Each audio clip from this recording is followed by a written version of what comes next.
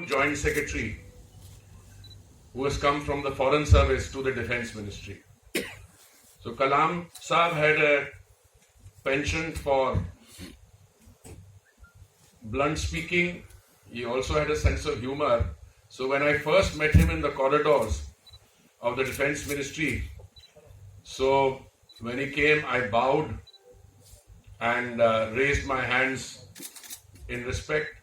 So he smiled and he said, "So you have come to join the import lobby." So I was very taken aback. I protested, but it was a conversation in the corridor. But when I recovered from that remark, I sought a meeting, which I had to, as part of my calls after I called on the Defence Minister, Defence Secretary, Defence Minister, and the special scientific advisor. So I went to him and said, "Sir, I have come to call on you, but I also have come to register, if I may be allowed, my sense of unease that you said I have come to join the import lobby." So then he joked and told me, "No, you see, what has happened is the Defence Ministry has two parts. It has the Ministry of Defence and the Ministry of Defence Production." He said all the time the Ministry of Defence echoes the views of the service headquarters, who are always in a hurry and they want quick imports to take place. So he said, I jokingly described the joint secretaries there. By the way, I joined as Joint Secretary Navy. I was the first Foreign Service officer to be given that prestigious position of dealing with a service arm. So I understood, I was at ease. And he said the defense production joint secretaries are always pushing for, indigenous production. So I couldn't resist the opportunity I had got. I said maybe the Defense Ministry Joint Secretaries, Joint Secretary Air, Joint Secretary Navy, and the other Joint Secretaries reflect the anxiety of the services, the Army, Air Force, and Navy, that if defense production, the domestic production projects, and we had one or two big items which were get delayed. He said, no, you're absolutely right. But after that conversation, in which he put me at ease, I had the privilege of working with him very closely on several projects, including when I was Joint Secretary PNC later. And then, of course, when I went out as an ambassador, I had the privilege of receiving him on a state visit when he was already head of state and President of India. Coming back to Dr. Kalam, I frankly cannot think of too many other individuals in this country. There are many, but the list is not that long, who have received the admiration, respect, and love that Dr. Kalam has deservedly received and continues to receive even today.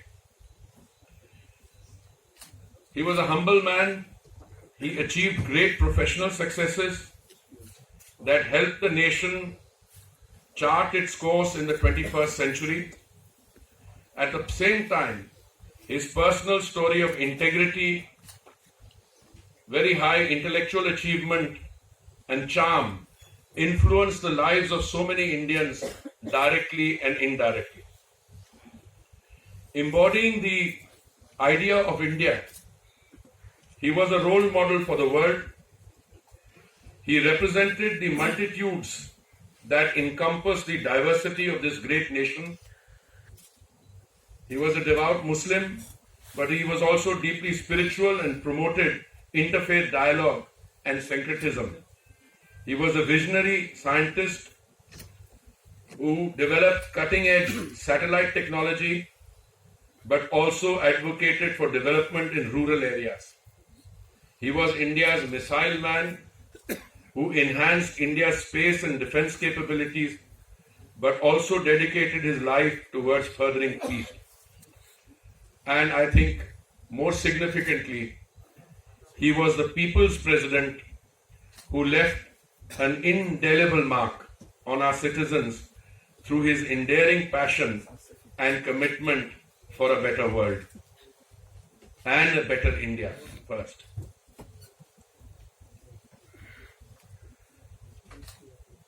I clearly recall that his addresses to the nation as president, he aligned himself to unifying causes that motivated and empowered India's citizens. Even after his term, he contributed significantly to our development agenda as a statesman through his advocacy for better infrastructure and greater access to healthcare. He inspired millions of young Indian students towards national service through his "What Can I Give" moment. On a personal level, I can recall many fond memories of interacting with him. During those interactions, what struck me most was his immense knowledge as well as relentless curiosity about things, whether it was on issues relating to foreign policy or spirituality. He was always ready for a discussion. I remember when I called on him, and he was the president, and I was ambassador of India to Brazil, and President Luiz Inácio Lula da Silva, was scheduled to visit India, and I had called along with the Secretary of the Ministry of External Affairs for the customary briefing of the President before an incoming state visit. We got into a conversation on poverty alleviation, and he asked me why the Brazilian policy of Bolsa Familia, which the Brazilians had launched in 2003 and which also earned the admiration of the World Bank, could be a replicable model in India. For those of you who may not be familiar with the Bolsa Familia program, it was a social welfare program which provided financial aid to poor Brazilian families who in return were required to send their children to school and get them vaccinated to continue to receive direct cash transfers. If the children exceed the total number of days when students are permitted to be absent from school, they dropped out of the program and the funds were suspended. And wherever required, the government gave free tuition to children who could not go to school. More than 13.8 million families were covered under this policy and received almost a fifth of the minimum wage as direct cash transfer.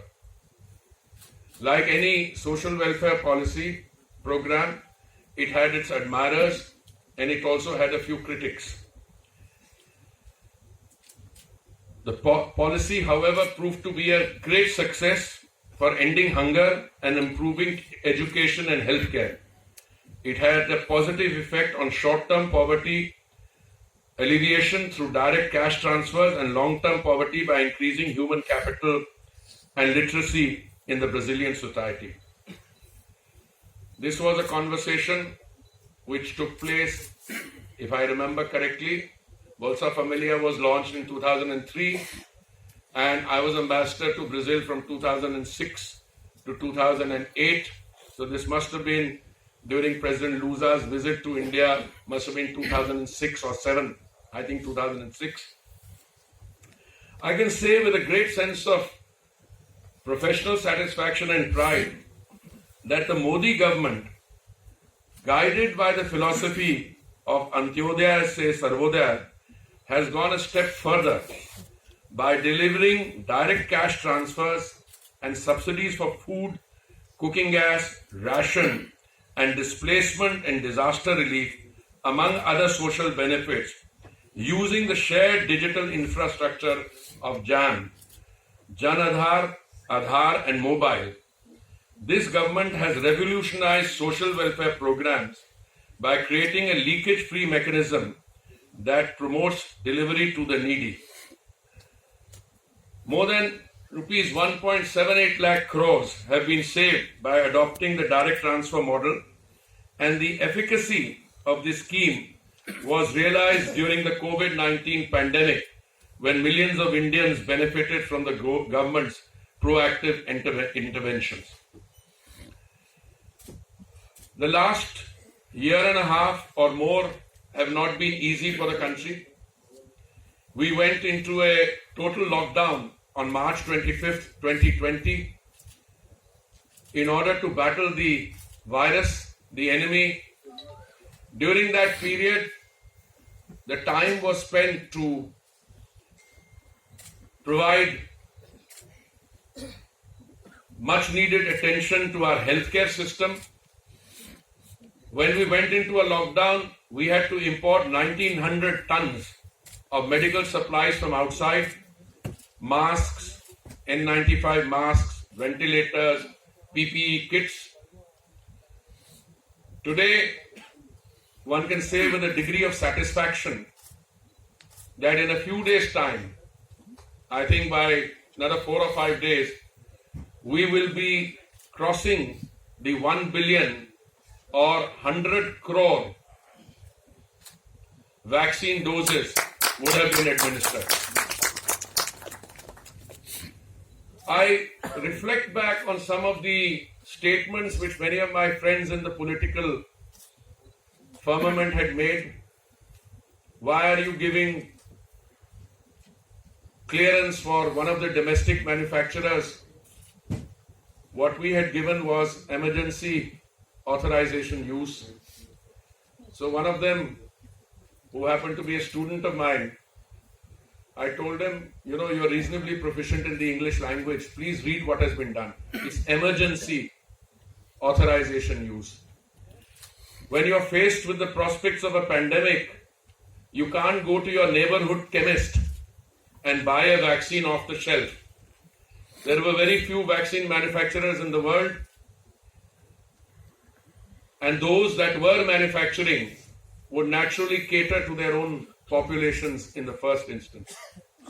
Therefore, it is a great degree of humility and satisfaction, I can say, that one of the manufacturers who was commercially licensed to manufacture a vaccine developed by AstraZeneca, for which the research was done at Oxford, Serum Institute and the other Bharat Biotech rose to the occasion, and we are rapidly moving towards a situation where we would have crossed 100 crore vaccine doses in a few days' time, and then we will move to a situation in which the entire population has had the benefit of both doses.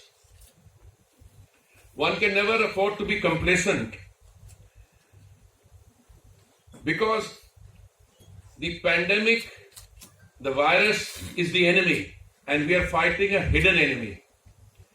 But as I was in another public function an hour ago when we released a vaccine anthem sung by one of our artists, Kailash Kherji, Padma Shri, and you will all be hearing it. And vaccination is the best insurance we can do. Things may still go wrong, but when you have an entire nation in the process of being vaccinated, then you have the confidence with which economic activity can be fully. I'm Minister for Petroleum and Natural Gas. I can tell you, prior to COVID, we had a certain consumption of petrol, certain consumption of diesel. Today, we are 10 to 15% higher than the pre-COVID consumption, and we are of petrol and about 6 to 10% higher on the diesel consumption. Of course, I will not go into the issue of prices because I think the levers for that are in other people's hands, but we will continue to work towards price stability. As I mentioned,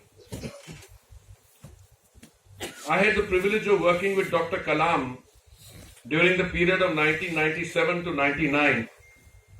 This was an extremely pivotal period for India's defense sector. It was also a period that would establish a prominent place for India in the global geopolitical landscape and would help influence our foreign policy in the subsequent decade. During this period, the government of India was preparing for the Pokhran II tests, which were eventually conducted under the joint scientific supervision of Dr. Kalam in May 1998, when he was the scientific advisor to the Raksha Mantri at that point of time. Of the many hats or turbans that I have had to wear in my life as a civil servant and as a public servant, the experience of working in the Ministry of Defence with Dr. Kalam was a highlight. I still remember the clarity of leadership that he brought to the table and how deftly he handled stakeholders from the political, scientific and administrative streams in making Operation Shakti a success. On a lighter note,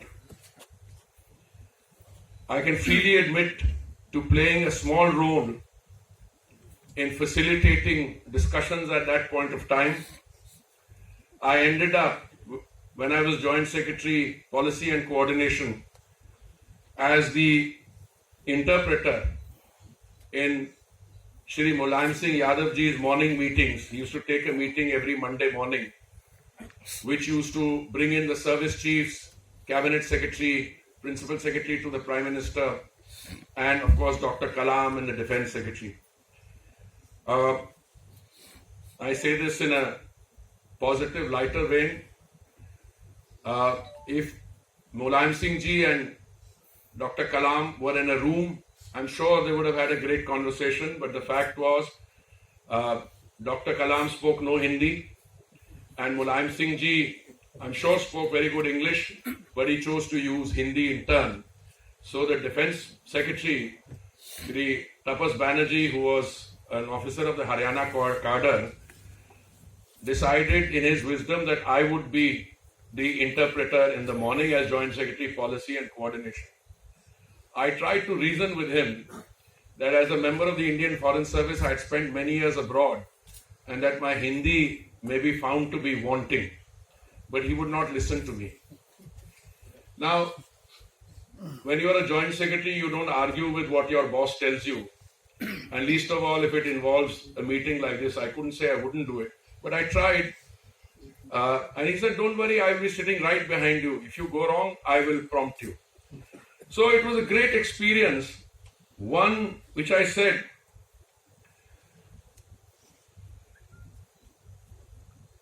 provided a great education to me. Because you sat with people at the cutting edge of policy making and you participated in that actually as a note taker, because I was the junior most person present in that meeting. But I can tell you with confidence that the role that Dr. Kalam played ended up revolutionizing India's defense systems and national security. That 11th May is celebrated as the National Technology Day is a testament to what the Pokhran II tests did to direct the public consciousness towards the role of technology in the future of the country. But Dr. Kalam's contribution was not confined to the defense sector. He was instrumental in unshackling the defense sector, that's true. But his ardent support for self-sufficiency and developing indigenous technologies to strengthen our defense capabilities was a catalyst in the government reducing its dependence on the imports of defense equipment and in essence refusing to kowtow to the international diktat of the time that frequently ignored India's interests. His vision for 2020 in some ways foreshadowed and in some ways it anticipated Prime Minister Modi's Atmanirbhar path that we are on now. As head of the DRDO, he steered the development of the indigenous missile systems Agni and Prithvi. Before that, he directed the project to develop India's first satellite launch vehicle, SLV, in the 1980s. Dr. Kalam strongly endorsed India's self-sufficiency in important aspects of nation building. He laid out this vision in his India 2020 roadmap, which identified 5 areas where India had to build core competencies. And these are, as he listed them, agriculture and food processing, education and healthcare, information and communication technology, infrastructure, reliable and quality electric power, and surface transport for all parts of the country, self-reliance in critical technologies. I am very happy to share with you that in many respects we have come a long way on the roadmap that Dr. Kalam laid out for India. Whether it was infrastructure creation or national security, education or space exploration, the government of India under the leadership of Prime Minister Modi ji is on the path towards self-reliance and sustainable economic growth, which is going to position India amongst the leading countries in the community of nations. Be it in the construction of houses under the Pradhan Mantri Awas Yojana, or reaching universal sanitation through the Swachh Bharat mission, or gaining energy sufficiency through the Ujjwala scheme, this government has built a strong infrastructural foundation. Through the Shyama Prasad Mukherjee RURBN Rural Mission, this government is realizing Dr. Kalam's vision of creating rural areas with urban-like infrastructure and is helping stimulate local economic development, enhance basic services, and create well-planned villages. Dr. Kalam himself did a lot to further these causes, most notable among them being education and healthcare. In the healthcare sector, he built low-cost coronary stents and computer tablets for healthcare along with Dr. Soma Raju that are widely used in the country and are hailed as shining examples of ingenuity and indigenous brilliance. He believed that education was the gateway to agency in the country and held a special affinity for the young students of the country whom he regarded as the future of a knowledge economy that India would pioneer. It is a befitting homage to him that we also celebrate 15th October as World Students' Day. And I must finally, before I conclude, recall another personal example. I was ambassador and permanent representative of India to the United Nations in Geneva. I was accredited then to the UN agencies. Dr. Kalam was on a state visit to Switzerland, but his first step was in Geneva. And I remember the ambassador in Bern and I, along with Shri S.M. Khan, who was then the press secretary to the president, we had drawn up a very elaborate program, and the program was proceeding very well. Suddenly I was called by the president and said there is an event which he wanted to have included. So I was taken a little by surprise, because most of you know that programs of presidents are not changed last minute, because you have to give notice to the security agencies, you have to mobilize people.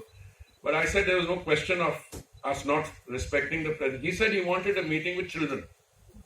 And all we had at that stage was about 30 minutes or so, and we had to adjust the program. So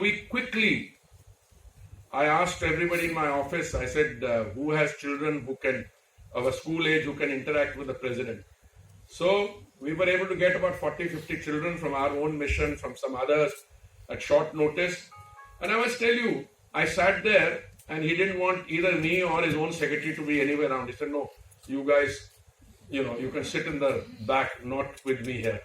And I saw his interaction with those children, and I can tell you, it's one of the most fascinating exchanges I have seen. The children clearly were mesmerized by this man, who by that time he had already a halo. He was the man who had,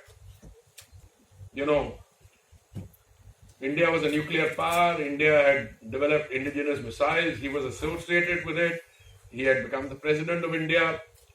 The children were mesmerized, but the children were not hesitant. They didn't care what the level was. They interacted with him fast and sharp. But the beauty that I saw in that interaction was Dr. Kalam did not talk down to them. Dr. Kalam spoke to them at their level. He teased them a bit. He had a little fun with them. But the overall nature of that interaction produced something which I always cherish in my mind. And to conclude, let me say, wherever he went and whomever he spoke with, he exuded optimism and positivity. In today's environment, when many of us tend, I think without reason, to become cynical, and we start looking at and contributing to hyperpolarization, it may do all of us good to remember that Dr. Kalam, what he stood for and how he advocated it. He represented the best of India and was able to successfully bring along diverse traditions, disciplines, and peoples to carry a life story that still inspires 1.34 billion Indians. Thank you very much for this opportunity. God bless.